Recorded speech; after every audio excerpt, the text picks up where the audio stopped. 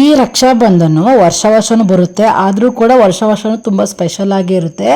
ಇದು ಕೂಡ ಒಂಥರ ಹಬ್ಬ ಥರನೇ ಮಾಡ್ತೀವಿ. ನನಗಂತೂ ಫೇವ್ರೆಟ್ ಪಾರ್ಟ್ ಇದರಲ್ಲಿ ರಾಖಿ ಕಟ್ಟೋದು ವರ್ಷನೂ. ವಿಡಿಯೋನ ಕಳೆದ ತನಕ ನೋಡಿ ಅವನ ಎಕ್ಸ್ಪ್ರೆಷನ್ ಕೂಡ ಕ್ಯಾಪ್ಚರ್ ಮಾಡಿದ್ದೀನಿ.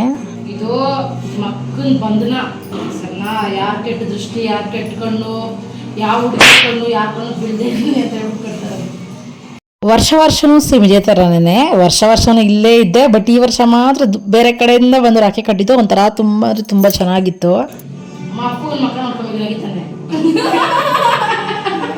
ನಿ ಕಂಡಂತ ಕನಸೆಲ್ಲ ನನಸಾಗುತ್ತಿರಲಿ, ಈ ಮುಗಿದೋದ